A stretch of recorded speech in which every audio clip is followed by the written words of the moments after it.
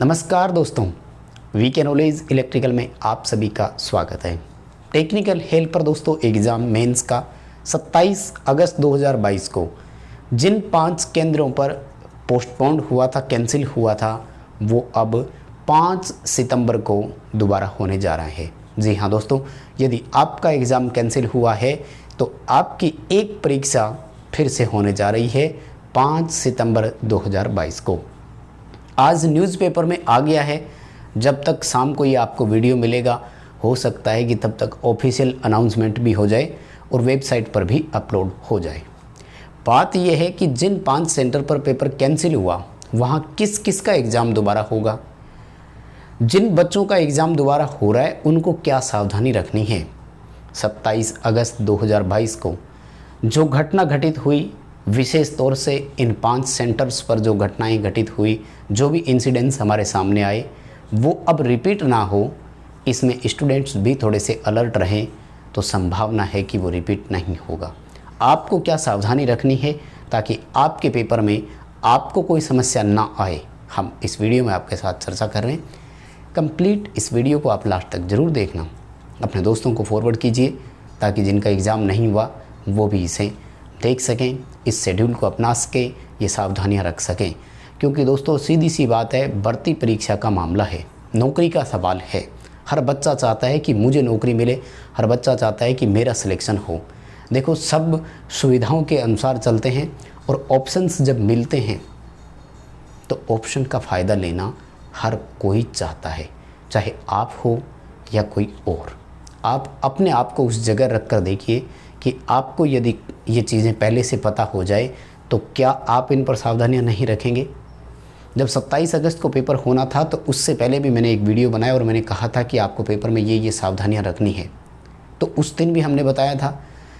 अब जो 2000 बच्चों का दोबारा होने जा रहा है, हम उनको भी बताते हैं क्योंकि हम हमारा कर्तव्य समझते हैं कि इन बच्चों को जागरूक करना चाहिए, ऐसा हमें लगता है। खैर, बहुत सारे बच्चे इस विचारों से ऑफेंड भी होंगे, वो ये कहेंगे कि आप क्यों इनको बता रहे हो या ऐसा क्यों हो रहा है। क्योंकि जब मैंने पहले एक वीडियो अपलोड किया तो उस पर भी कमेंट्स आ रहे, बोले आप भी इन फर्जीवाड़ों वाले से मिले हुए हो। कल तो एक कह रहा था कि आपको भी पैसे मिले हैं क्या, तो मैं कभी जवाब दूंगा इनको पर्सनली। ऐसे मौके जब आएंगे ना तो मैं बताऊंगा कि मुझे इनसे कितने पैसे मिले थे, ठीक है ना। पब्लिक प्लेटफॉर्म पे आप हमें क्रिटिसाइज़ कर सकते हैं, इसलिए हम उसको सहन भी कर रहे हैं। लेकिन एक चीज़ ध्यान रखना, इसका मतलब ये कतई नहीं है कि हम जवाब देना नहीं जानते। तो जो भी उल्टे सीधे कमेंट्स आ रहे हैं ना, मैं सबको पढ़ता हूँ, सोच समझ कर ही कमेंट किया करो। आपको कैसे लग रहा है कि मैं मिला हुआ हूँ? जब मैं ये कह रहा हूँ कि ये मेरिट रहेगी तो आपको क्यों दर्द हो रहा है कि ये मेरिट क्यों बता रहे हो आप? जिन बच्चों का हो गया, वो डेली मेरे पास 100 से ज़्यादा मैसेजेज आते थे कि हमें कट ऑफ बताइए, तो क्या करूँ, उनके लिए वीडियो नहीं डालना था। खैर, होता रहता है। आइए हम आज इस पर चर्चा करते हैं। संभावित परीक्षा है दोस्तों, पूरी तरह से टेंटेटिव तो नहीं है।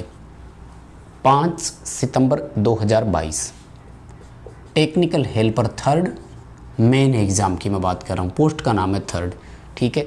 इस पर भी कभी चर्चा करेंगे, पोस्ट का क्या महत्व है अपने आप में, अच्छी पोस्ट है कि नहीं, नौकरी करनी चाहिए या नहीं, मिल जाए तो उसके बाद की बात है। देखो, सबसे पहले तो किस किस बच्चों का दोबारा हो रहा है, इसमें लगभग 3 तरह के बच्चों के सवाल है। सबसे बड़े तो मैं क्लियर कर दूं। सबसे पहली बात, जिन बच्चों के पास मेल आ गया,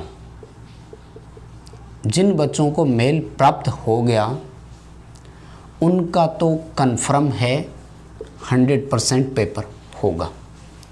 एक्टिव रहें, समय रहते अपना एडमिट कार्ड डाउनलोड कर लेवें। आज 2 तारीख हो चुकी है, 5 को पेपर बता रहे हैं, तो हो सकता है आज शाम को या कल सुबह तक एडमिट कार्ड भी आ जाए, तो संभावना है। देखो, पूरी तरह से ऑफिशियल नहीं बोल सकते इसको, हालांकि न्यूज़पेपर में आई है तो ठीक ठाक मान रखें। न्यूज़पेपर में जब तक न्यूज़ वाला कंफर्म नहीं करता तो नहीं डालता, क्योंकि वो एक पूरा ऑथेंटिकेट होता है। लेकिन वही है ना, और बहुत सारे बच्चे ये कहेंगे कि ऐसा हो भी सकता है क्या, तो देखो सब कुछ संभव है। पहली बात तो जिस तरह की ये कंपनी है ना भर्ती कराने वाली, जिस तरह से इसका इतिहास रहा है, दोनों तरीके की चीज़ें हैं। और अगर हम प्री एग्ज़ाम को भी देखें तो 20 या 21 मई को जो कैंसिल हुआ था ना, वो एग्ज़ाम 27 मई को इन्होंने ले लिया था, ठीक है, तुरंत ही, यानी रूटीन में ही। 26 को सारे एग्ज़ाम ख़त्म हुए, 27 को उनका दोबारा ले लिया। तो अब ये ले सकते हैं, इसी 5 तारीख को संभावना है। और देखो आपके पास ऑप्शन क्या है, तैयारी करते रहें, पढ़ते रहें, एडमिट कार्ड आ जाएगा तो एडमिट कार्ड निकालो और पेपर देने जाओ। तो पहली सिचुएशन तो जिन बच्चों के पास मेल आ गया उनका तो दोबारा होगा। अब बात आती है ये वाली कि गुरुजी एग्ज़ाम सेंटर का नाम तो है, ध्यान से सुनते जाना, लेकिन मेरा पेपर सबमिट हो गया आराम से, मेरा बायोमेट्रिक भी हो गया था, मेरे पास मेल भी नहीं आया, तो श्रीमान आपका पेपर नहीं होगा, पूरी संभावना यही है। भले एग्ज़ाम सेंटर का नाम हो, क्योंकि जब दूसरे दिन न्यूज़पेपर में आया था तो स्पष्ट लिखा हुआ था कि प्रभावित बच्चों की परीक्षा दोबारा ली जाएगी, यानी जो इफ़ेक्टिव है। अब इस बच्चे पर तो कोई इफेक्ट आया नहीं, क्योंकि इसने अच्छे से पेपर सबमिट किया है, बायोमेट्रिक भी हो गया था और मेल भी नहीं आया, तो हो सकता। फिर भी 1% चांस है, 0.1% चांस है, तो आप 2-3 दिन एक्टिव रहना और लॉगिन कर करके देखते रहना। एडमिट कार्ड जब आएगा तो आप भी अपना एडमिट कार्ड डाउनलोड करने की ट्राई करना, मतलब देखना। अगर एडमिट कार्ड आ जाता है तो फिर पेपर देने जाना पड़ेगा भैया, फिर कोई रास्ता नहीं है। देखो ना मैं कुछ कर सकता हूँ ना आप कुछ कर सकते हैं, फिर वो सिस्टम और उन पर है। समय की मांग है, जिस हिसाब से वो चला रहे हैं जाना पड़ेगा। पेपर कहेंगे दोबारा देना है तो देना ही पड़ेगा, लेकिन इस कंडीशन वाले बच्चे का 99% पेपर होने की कोई संभावना नहीं है। अब आइए यहाँ पर, गुरुजी एग्ज़ाम सेंटर का नाम तो है,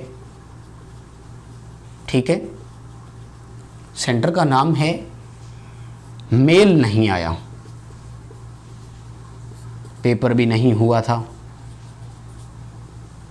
पेपर भी सबमिट नहीं कर पाया, मेल भी नहीं आया, सेंटर का नाम है, तो भैया इस बच्चे की संभावना है पेपर होगा, क्योंकि बच्चा तो प्रभावित है ना।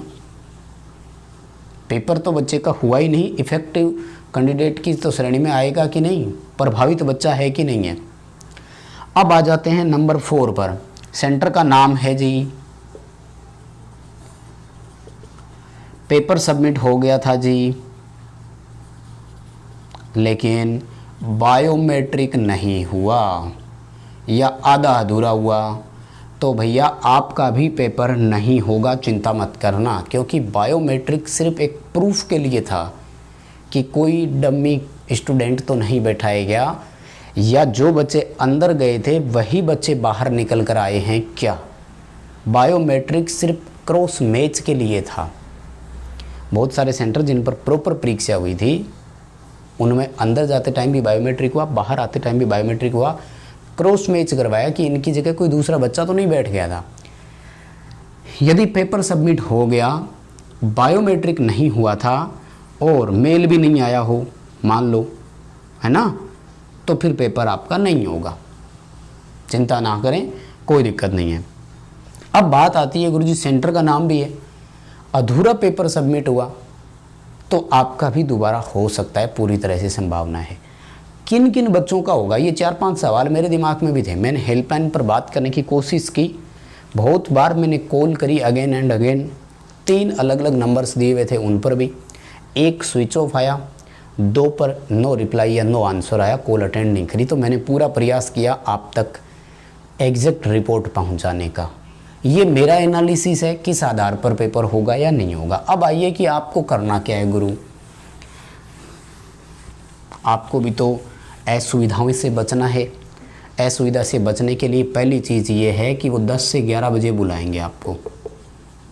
एंट्री 10 बजे स्टार्ट हो रही है ना, आप सेंटर पे 9:30 ही पहुँच जाओ भैया, और लाइन में लग जाओ। जाते ही पहले एक दिन भूखे रह लोगे कोई बात नहीं, तो बिस्किट साथ में ले जाना, वहीं लाइन में खड़े खड़े खाते रहना, कोई ये नहीं कहेगा बिस्किट क्यों खा रहे हैं।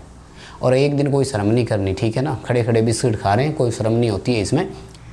तो 9:30 बजे आप जाना और लाइन में पहले ही लग जाना, क्योंकि उस दिन क्या हुआ था, यही हुआ था कि कुछ बच्चों का हो गया था, कुछ का बायोमेट्रिक नहीं हुआ। तो हम प्रभावित बच्चों की श्रेणी में क्यों जाएं, हम तो वहीं जाए ना जहाँ हो जाए। लाइन में सबसे पहले खड़े हो जाओ, अपना काम हो गया, आपका बायोमेट्रिक तो टाइम पे हो गया ना, आप जाकर अपनी सीट पर बैठो, आपका पेपर टाइम से स्टार्ट होगा। इससे क्या होगा कि आपका जो माइंड है वो सेट रहेगा। इस 27 तारीख वाले में क्या हुआ, यही तो हुआ। 12 बजे तक बच्चों का बायोमेट्रिक नहीं हुआ तो बच्चे घबरा गए कि 12 बजे तो मेरा पेपर शुरू होना था। अब वो सोचता है कि 12 से 2 पेपर चलना था, मैं तो लेट हो रहा हूँ, तो मेरा टाइम पेपर का लैप्स हो रहा होगा कहीं। उनके दिमाग में ये चीज़ें चलती रही, तो वो फिर क्या, अव्यवस्था इसी का नाम दिया था मैंने। हालांकि उस वीडियो में कई सारे बच्चे विचारों के अगेंस्ट जाते हैं, लेकिन ठीक है, स्वीकार है हमें, वो भी समझते नहीं है बच्चे कि हम क्या बोल रहे हैं। उन बच्चों को ये लगता है कि मैं ही हूँ जो पेपर को दोबारा नहीं होने दे रहा हूँ, मैं ही हूँ जो इसको एग्ज़ाम को रद्द नहीं कर रहा हूँ, मैं ही हूँ जिसने बस पेपर को रोक करके रखा हुआ है कि नहीं किसी का दोबारा नहीं लेना। उनको नहीं पता कि मैं कौन हूँ और डिसीजन कौन लेते हैं। बच्चा बुद्धि है, अभी विकास हुआ नहीं, बुद्धि का पूरा विकास होगा तो सही आ जाएंगे। सावधानी क्या रखेंगे, हम वहाँ 9:30 ही पहुँच जाएंगे ताकि आप प्रभावित ना हो, आपको समय से पहुँचना है, ठीक है, बस, और कोई दिक्कत नहीं है। दूसरा, अगर आपके सिस्टम में कोई प्रॉब्लम आती है तो वहाँ एक आपके रूम में ज़रूर होगा, तुरंत उनको बताना है कि मेरा सिस्टम ये चल रहा है, मेरे ये प्रॉब्लम हो गई। आपको हंगामा कहीं हल्ला करने की ज़रूरत नहीं है। दूसरे बच्चों के साथ जो चीज़ें आप शेयर कर रहे हो वो ज़रूरी नहीं है, आपके लिए ज़रूरी वो है जो रिस्पॉन्सिबल पर्सन वहाँ खड़ा है, जिसको आपकी देख रेख का जिम्मा दिया गया है, वो ज़्यादा जिम्मेदार है, इसलिए आप चीज़ें उनसे पहले शेयर करें। एक बच्चे से दूसरे के पास तीसरे की जाती है, इतने में वो क्या, फिर हंगामा खड़ा हो जाता है और फिर चीज़ें आउट ऑफ कंट्रोल हो जाती है, तो फिर कोई उसको सीरियसली लेता नहीं है। ये भी चीज़ें कई बार हो जाती है, तो इतना सा ध्यान रख लेना।